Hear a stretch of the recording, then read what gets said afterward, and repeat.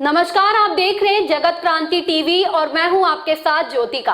आइए रुक करते हैं खबर की ओर। हरियाणा के कृषि मंत्री जयप्रकाश दलाल ने कहा कि त्रिपुरा नागालैंड में जिस प्रकार से कमल खिला है, यह राज्य क्रिश्चियन बाहुल्य राज्य है, जबकि उनकी पार्टी भाजपा पर धर्म विशेष का आक्षेप लगता रहा है। दोनों राज्यों के चुनाव परिणामों में एक बार फिर से यह सिद्ध किया है कि भाजपा किसी धर्म विशेष की नहीं बल्कि देश की पार्टी है। उन्होंने कहा कि आज दुनिया में भारत देश का डंका बज रहा है। भारत G20 की मेजबानी करके अंतर्राष्ट्रीय स्तर पर देश के नाम को आगे बढ़ा रहा है। यह बात कृषि मंत्री ने भिवानी में एक कार्यक्रम में शिरकत के दौरान कही। इस मौके पर कृषि मंत्री ने पत्रकारों के सवालों का जवाब देते हुए भारत एक लोकतांत्रिक देश है, इसमें सरपंच हो, कर्मचारी हो या किसान हो, हर व्यक्ति को अपने अधिकारों के लिए आवाज उठाने का अवसर मिलता है। यही लोकतंत्र की खूबसूरती है। ऐसे में इन पर वाटर कैनन या बल प्रयोग करना उचित नहीं है। कृषि मंत्री ने कहा कि सुरक्षा बलों को भी इस बात पर ध्यान देना चाहिए कि अपनी मांगों के लिए प्रदर्शन कर रहे लोगों पर कार्यवाही करने से पहले संयम बरते। भिवानी से सोमवीर शर्मा की रिपोर्ट। मैं बता रहा हूं कि जो नीतियां हैं जन कल्याण की, भारतीय जनता पार्टी गरीब कल्याण की नीतियां लेकर आती है। देश में कहीं पर भी हो, एक ऐसा क्षेत्र था जहां पर मेजॉरिटी क्रिश्चियन की है और भारतीय जनता पार्टी को एक विशेष धर्म की पार्टी होने का लोग आक्षेप लगाते थे। वहां के लोगों ने साबित कर दिया है कि भारतीय जनता पार्टी किसी एक धर्म की नहीं, एक किसी क्षेत्र की नहीं, पूरे देश की पार्टी है। Thank you sir.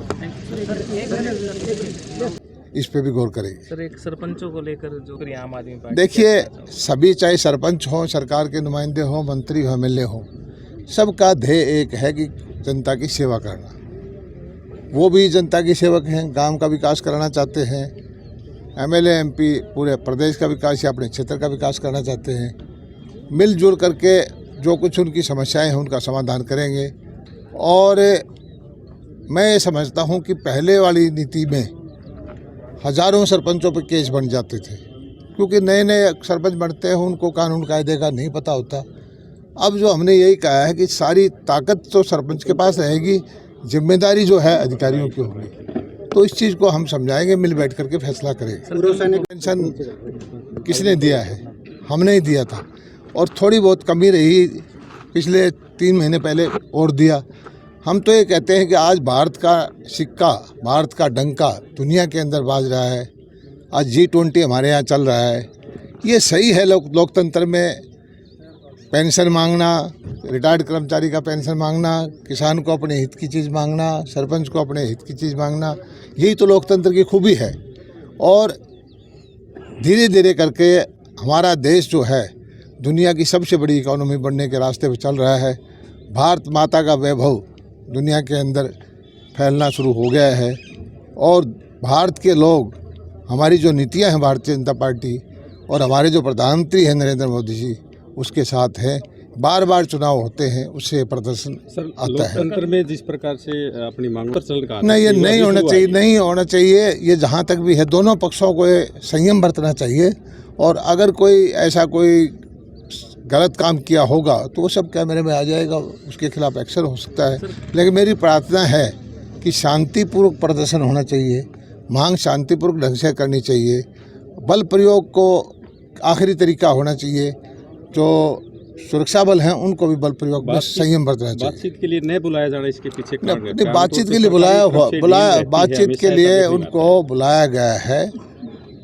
9 तारीख को बुला रखा है। और दुर्भाग्य ये है कि हमारे यहाँ विपक्षी पार्टियाँ, जो हारे हुए लोग हैं, हर चीज़ में एक अवसर ढूंढते हैं। वो गांव में जा कर के लोगों की सेवा नहीं करते। वो कहीं से भी कोई वर्ग अपनी समस्या रखता है तो वो उसको वोट समझ के अवसर ढूंढते हैं, जबकि उनको परिणाम नहीं मिलते।